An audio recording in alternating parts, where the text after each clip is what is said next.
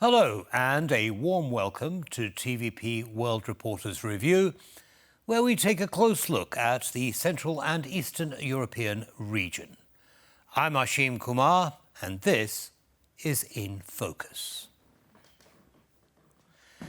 Exactly 20 years ago, 10 new countries joined the European Union in its most ambitious enlargement. Poland, being the most populous and biggest in terms of territory among them, has since played a significant role in the EU. Poland's EU membership has not only boosted its economy, but also helped in shaping a more prosperous, open and confident nation. 20 years in the EU calls for a celebration, and Warsaw answered the call. Our reporter Kburionics has more. It's a sunny day here in Warsaw, and it's a great day because it's the 20th anniversary of Poland joining the European Union. There is a lot to see and do here today, so let's not waste any time and get right down to it.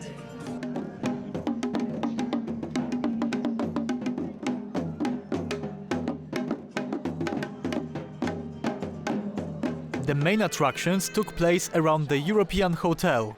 EU institutions set up their tents in front of it, so I came closer to see what they had to offer.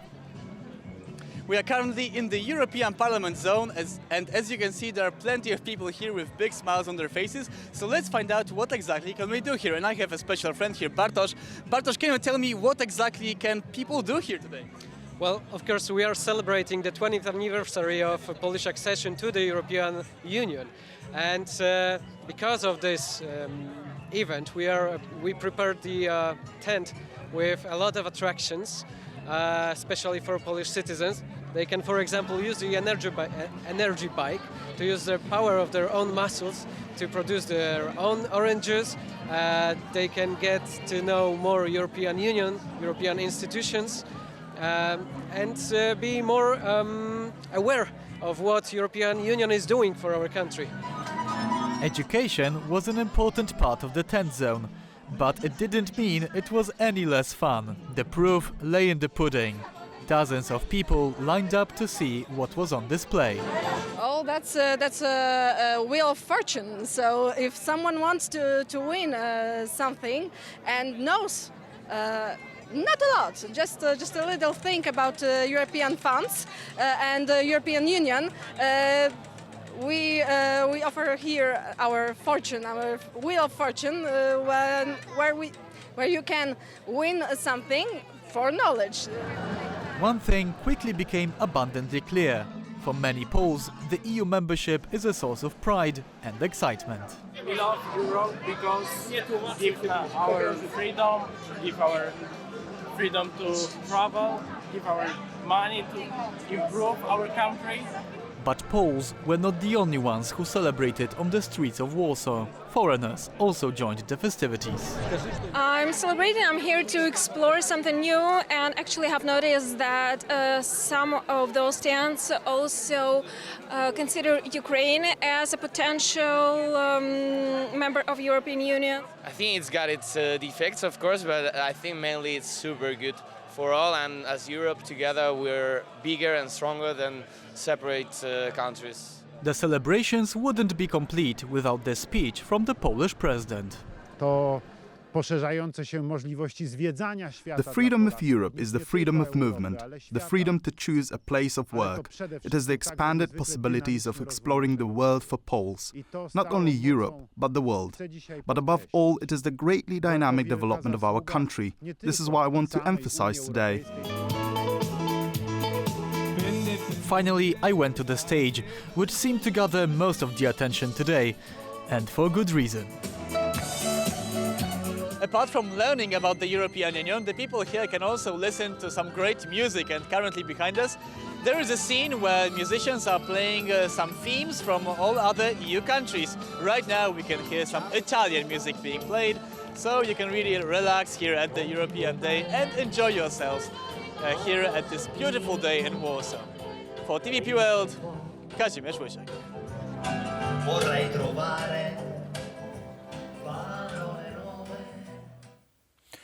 The war in Ukraine is well into its third year. The once solid alliance between Ukraine and Poland has suffered a significant strain. Recent findings from a survey conducted by the Razumkov Center, released on April the 18th, reveal a significant downturn in Ukrainian sentiment towards Poland, primarily due to diverging economic interests. The results of the survey into Ukrainians' trust towards other nationalities mark a substantial shift in the relationship dynamics between Kyiv and Warsaw. These had previously been characterized by robust mutual support during the initial phases of Russian aggression against Ukraine. Initially, after Russia's invasion of Ukraine on February 24, 2022, Poland emerged as one of Ukraine's staunchest allies, welcoming over 1 million Ukrainian refugees and supplying Kyiv with critical military support, including Soviet-era equipment. Poland positioned itself as a leading advocate for Ukraine among Western nations.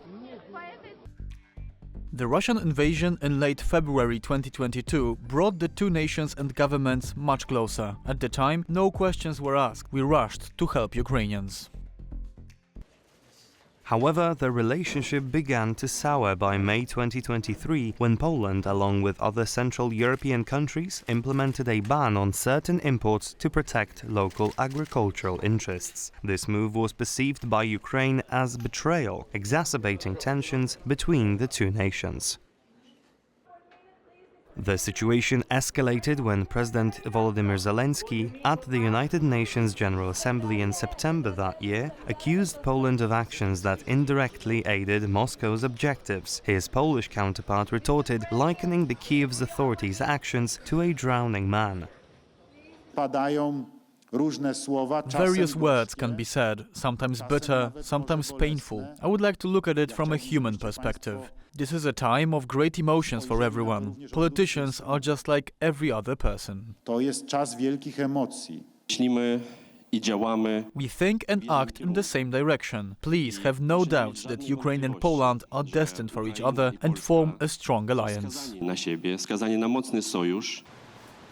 Polish parliamentary elections in October 2023 amplified the influence of Ukraine's skeptic voters among conservative parties. The Polish government's rhetoric shifted as leaders emphasized protecting national interests over foreign alliances, perceived by many in Kyiv as pandering to nationalist sentiments during the election cycle. We are ready to support Ukraine during the war and during the reconstruction, but at the same time we must remember also about our citizens, about our agriculture, about our farmers. I think that our Ukrainian friends should understand that. The months-long series of protests initiated by Polish truckers and farmers at the common border since November 2023 has progressively strained the bilateral relations. This in turn emphasized the deep impact that economic policies and local disputes can have on international relationships. Despite hopes that the election of the opposition civic platform might reset bilateral relations, the victory did not lead to significant changes. The new Polish Prime Minister, Donald Tusk, reiterated his support for Ukraine during a visit in January, but was clear that Poland's economic priorities would take precedence. I am here in Kyiv to protect the security of Poland. This is not only a Ukrainian problem, Poland in particular, because of geography. It is important that we all know that we are friends, friends that can solve disagreements between us. The shared strength in agriculture and transport sectors between the two countries has made economic conflicts particularly pronounced. As both nations continue to navigate their respective national interests, the potential for cooperation and conflict remains high. I really wish that our goodwill, both from the ordinary Ukrainian citizens and the citizens of Poland, will be visible again, and we will come through this conflict as soon as possible. Instead of starting a conflict, we should learn how to talk to each other. Any president, any state representative should be able to negotiate. This unfolding story underscores the complex dynamics of international relationships during wartime, where economic realities often challenge even the strongest of alliances. 20 years into Poland's membership of the European Union, Warsaw has welcomed new communities of foreign students and workers from around the world. David Kennedy looks at the celebration of the EidFit Festival, Malaysian style. The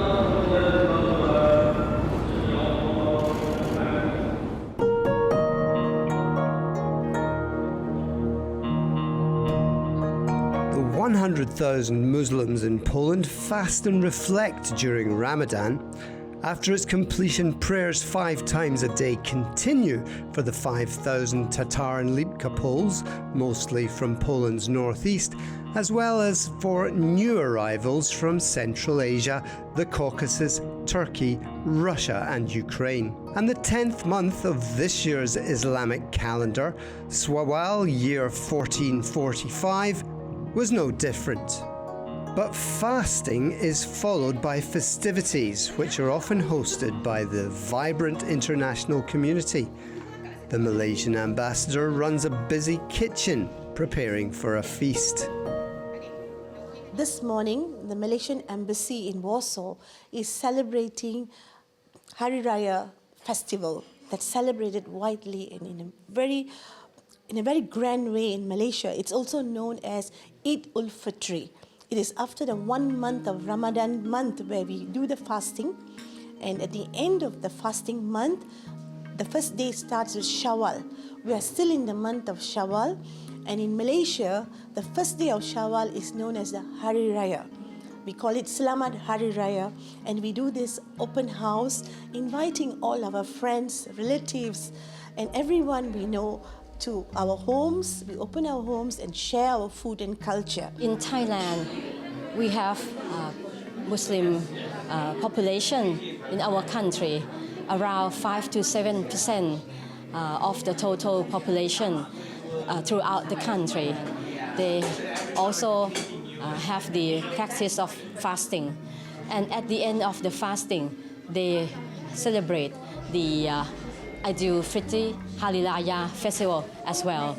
So when I received invitation from my friend, Ambassador of Malaysia, I happily accepted, and that's why I'm here today. All ingredients can be found in the Vietnam market, which is at Bakal Raska, and there are also some Asian stores in the city where we go to buy the key items like the cafe lemon leaves, screw pine leaves, banana leaves, santan, which is the coconut milk, key ingredients I'm talking about, the shrimp paste, belatan, which is used in a sambal.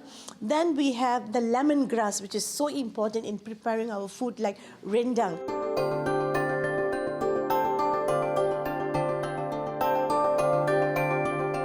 The market in the Ohota district is packed 7 days a week with Asians and Poles alike, with many of the stalls run by Vietnamese traders and street food specialists. I'm wearing a baju kurung. Yeah, so it's one of the traditional clothes that we wear in Malaysia. As you know, Malaysia is a multiracial country, and this is one of the outfits that we wear. Well, it's my first year here, so I wouldn't really know. So it's my first time as well, celebrating with all the Malaysians in Poland. So I'm looking forward to seeing how it goes actually. I normally go to my friend's house. They have an open house and we just eat and socialize. That's what we normally do. We have several popular food, but 2 of it has been registered under UNESCO and recognized as our heritage from Malaysia. The pul tea, and widely known as teh tarik, and roti canai. Today we are serving that, and we'll be doing a demo of how the teh tarik is made. The pul tea is very interesting to see with bubbles and all, and people love this pul tea. And as well as there is roti canai. As well as there is roti canai, which is consumed and tasted with either curry, sambal, rendang, or even some sugar. This is how we eat it in Malaysia, the roti canai. For Poland and Thailand, we have mutual appreciations in many respects. Thais love Chopin, and the Poles, they love to travel to Thailand and also enjoy Thai boxing. At the moment, we have around 184 Malaysian students. There are several Malaysian ladies and men married to Polish spouses. Some students who studied here and completed their university studies have stayed on to work here in the IT sector and also in other fields. So vivid colours and openness, the flavours of the day. A well-fed David Kennedy in Warsaw, signing off for TVP World.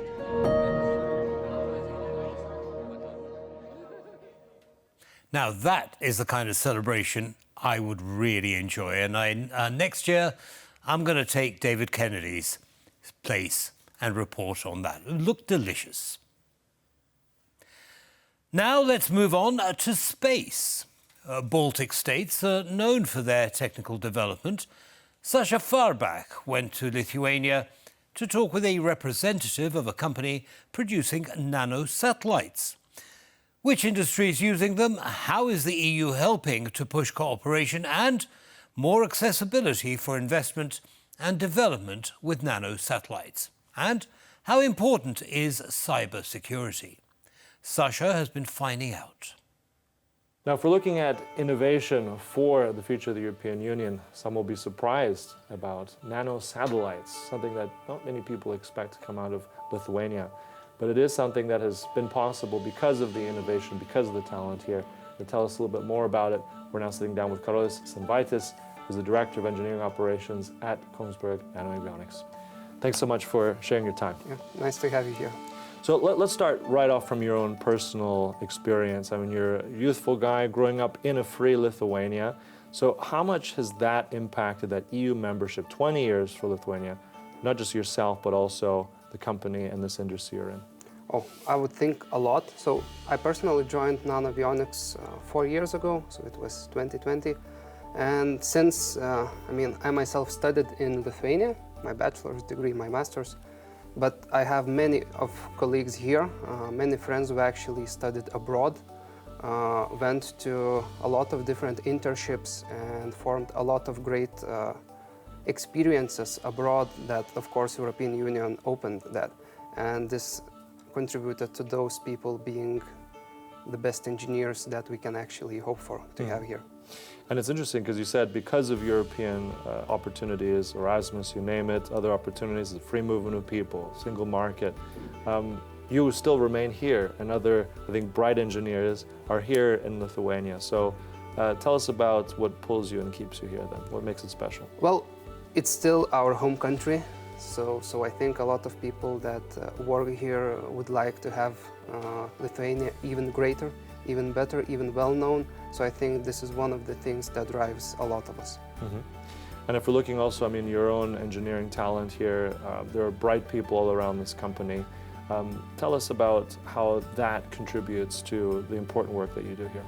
Yeah, well, Lithuanians, I would first say that they're really hardworking and they're really willing to go the extra mile, and I think that is an amazing thing that helps to think about new solutions, new way, found solutions to the existing challenges. And of course, even though we have majority of Lithuanian people, we have quite some engineers from the whole Europe.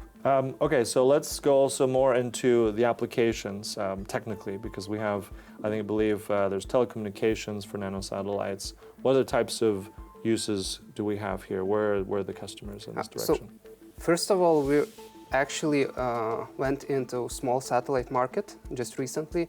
So as we known for nanosatellites, we actually produce even bigger satellites that open up new possibilities. So they provide a higher power, a higher mass, payload volumes. So now applicability is even broader.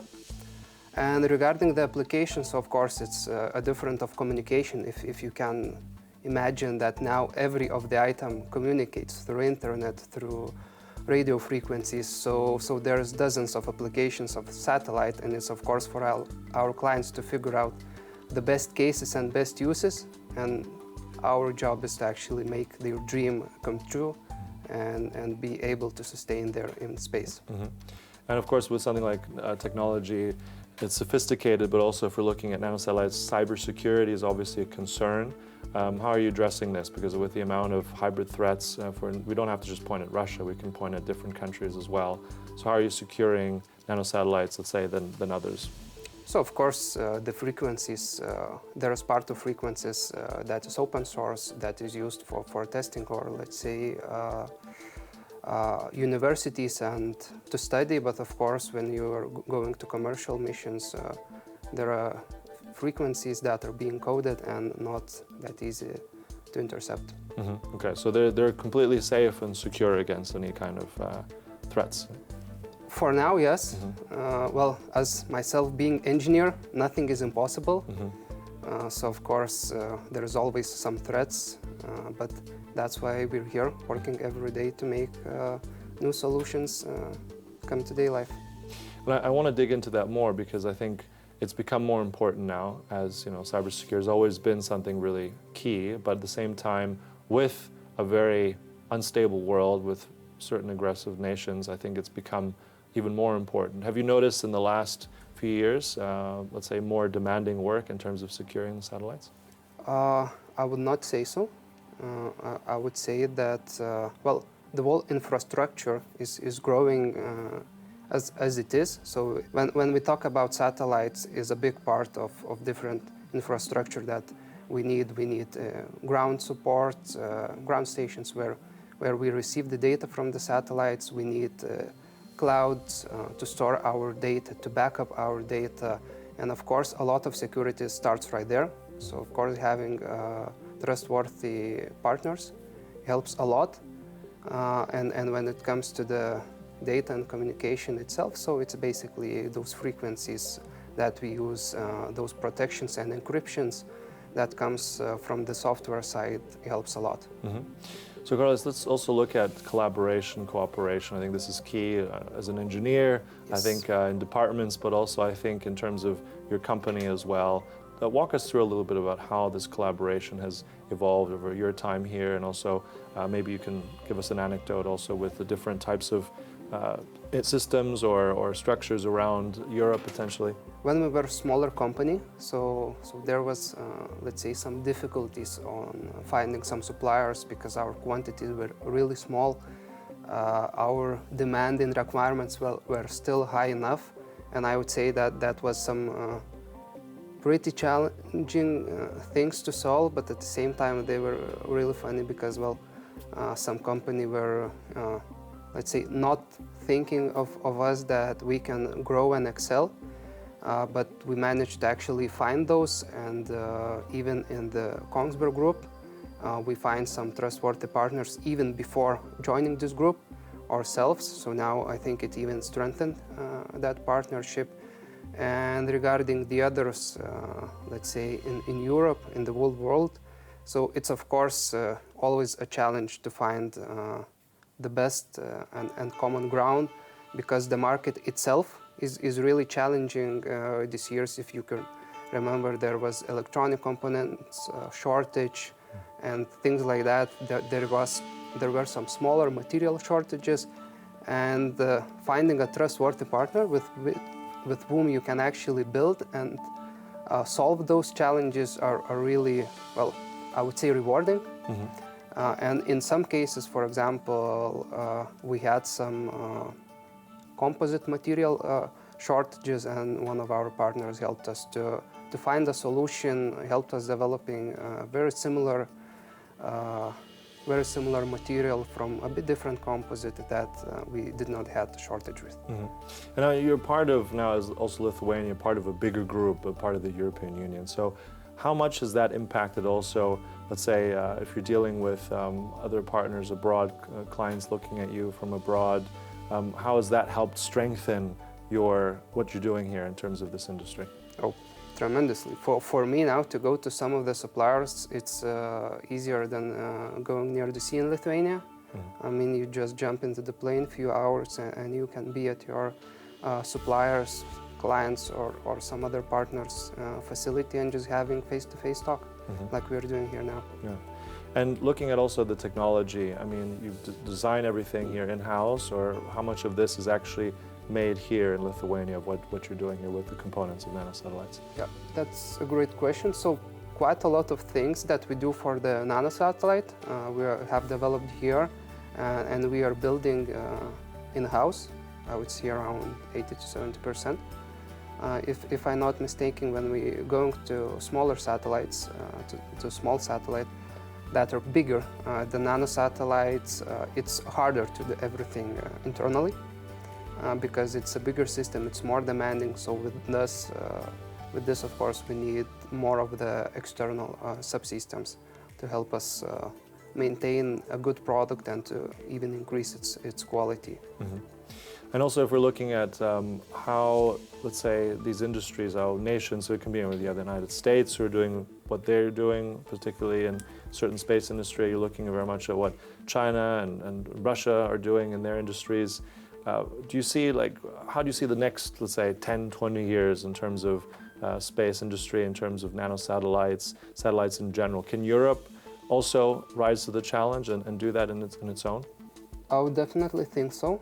And I would actually name those years as probably years where we would have most of the small satellites, because even though the nanosatellites are great, they're a little bit lacking of some of the capabilities that small satellites actually meet. And with all the standardization that we're doing, that market is following to do, I think we definitely can be there and meet other bigger continents. All right, so again, reaching for the stars, I think definitely. Great journey out of Lithuania for Europe. Thank you so much, Kolas, for all that. Appreciate it. Thank you. And thank you for watching. That's Sasha Farbach for TVP World in Vilnius, Lithuania. And that was Sasha Farbach reporting on the nanosatellite industry in Lithuania. Whatever next? Well, that was TVP World in Focus. I'm Ashim Kumar. Goodbye.